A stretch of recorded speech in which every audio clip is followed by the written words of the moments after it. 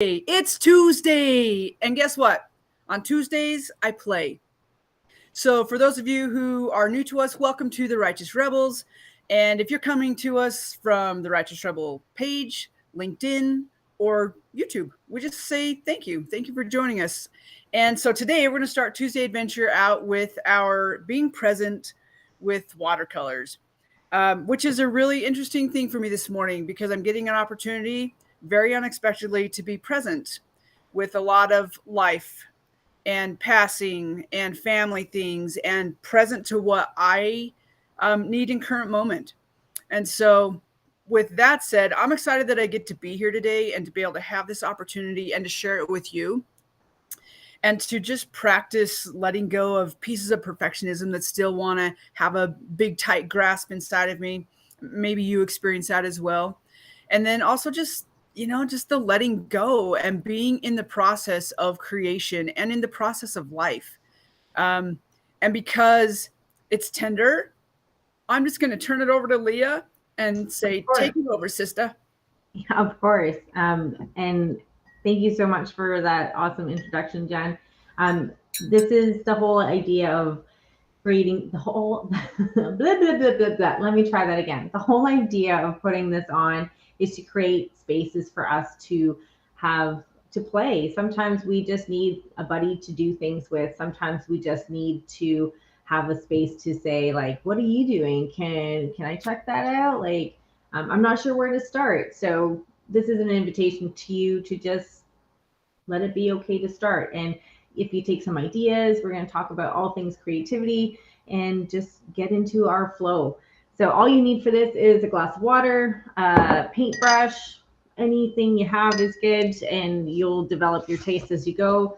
Some watercolor paper, 140-pound press is best. I like cold press myself. It gives it that cool watercolor look. You're going to have a smooth side and a rough side. I prefer the rough side. It's just more absorbent. And some watercolors.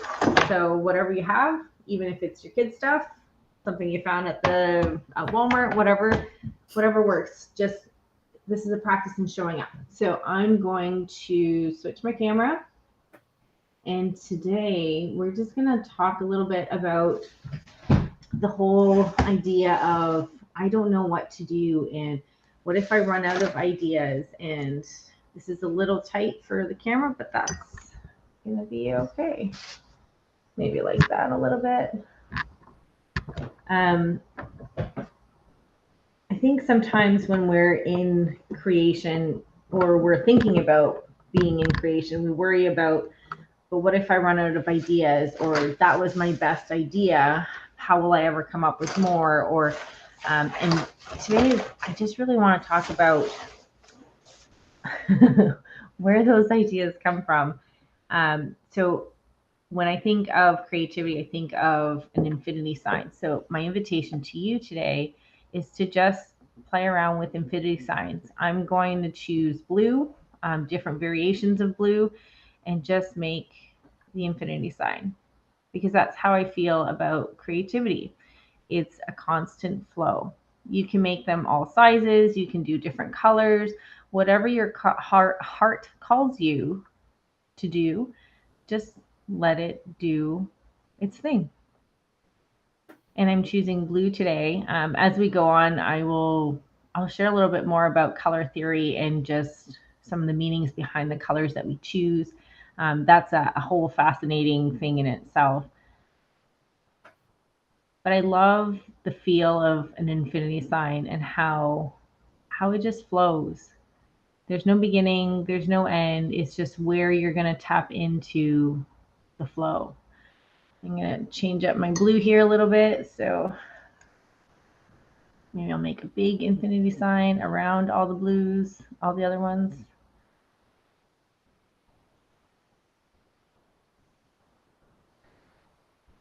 I love blue because it's just so calming. It reminds me of water, of beautiful skies, and it just brings peace to my heart. What colors do you find calming, Jen?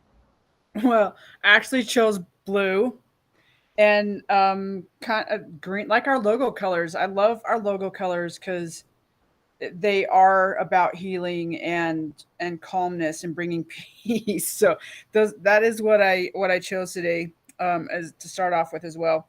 I may toss in some, like power pink. I love some just Power pink. dark pink. Is that like a magenta? Yeah, yeah. Okay. Yeah, I love that. But it's that whole idea of where we're going to tap into our creativity. Creativity is always available to us. It's whether we're going to be open to it. I've been reading a book by Rick Rubin. It's called The Creative Act, I believe, and he talks about creativity in the sense of, think of a pond and how when we toss stones in the pond, it can make a lot of ripples and we can't see clearly. And when we take time to slow things down and pay attention to our world, our bodies, our feelings, we can tap into that creativity. I love how he talks about creativity being a seed, and those seeds they're just little whispers, and we have to be quiet enough to hear them because we have so much other chatter going on in our world, other demands, other things calling our attention, and we don't often hear the little whispers of creation. What's your little whisper calling you to create? And they just start as little seeds, and if we give them some space, a little encouragement. Oh, I did something funky there, but that's Well, okay. and I like that you're bringing up the courage piece, because sometimes the things that we're being called to create are can feel scary or really big, and it it does punch the pieces of us that may still carry perfectionism or maybe judgment or caring what other people think, or it doesn't Yeah, call you to follow your own heart. absolutely. I was looking at what's that? I don't remember her name offhand, but she makes beautiful jewelry creations. And she was talking about her experience in creation and how she feels like it's working through her and it's not of her. And I love that idea because it takes the pressure off the maker.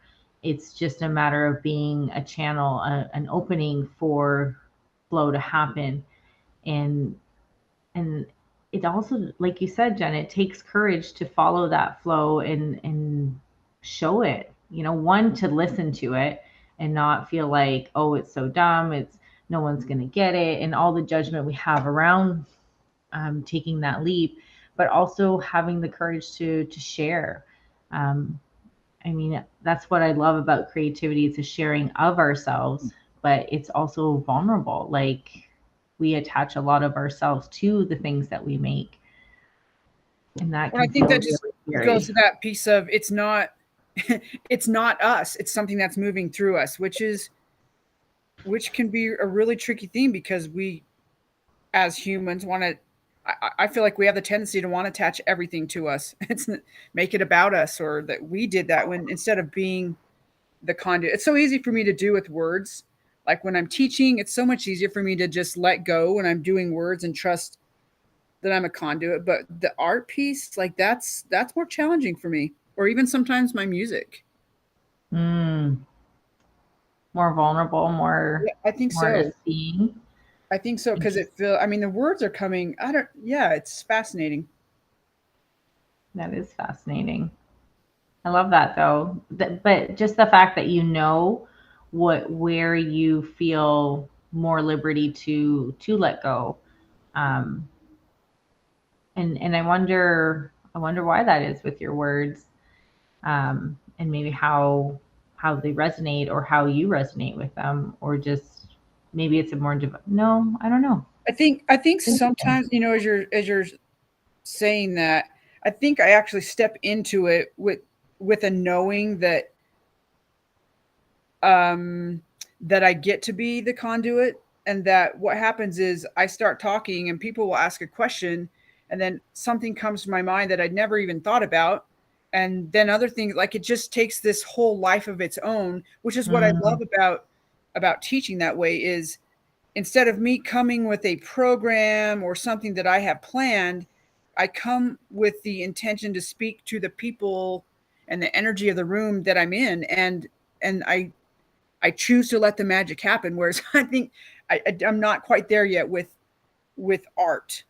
Mm, absolutely.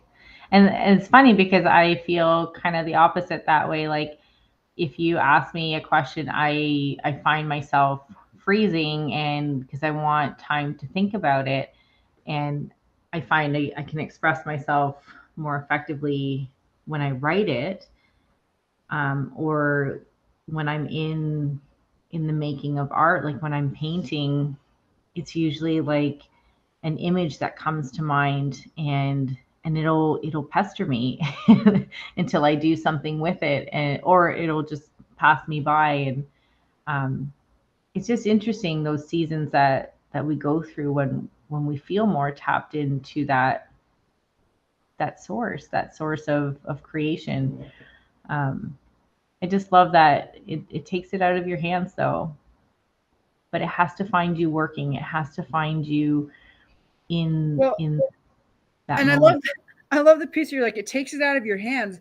It does, but like literally, it's in my hand. It's like I let go of my hand and my mind at the same time, and just like I almost have to become unaware, like awarely unaware. Does that make Yeah, sense? and just let yourself do. And I think that's the part where, like, as you do it more, you just start letting the muscle memory of it do its thing, and you remove the judgment of what you're doing from the experience, and just be in the moment. And yeah, that's a big part of why I want to do the series, and is just allowing yourself space to be in the moment. And I just find it so calming to my chatter, and fascinating to to my sensibilities of how did I get it to do that over there, yet over here it's looking kind of funny. And why is it pooling there? I thought I grabbed, like, it's just all the little questions that you start asking, and allowing space for them to be answered.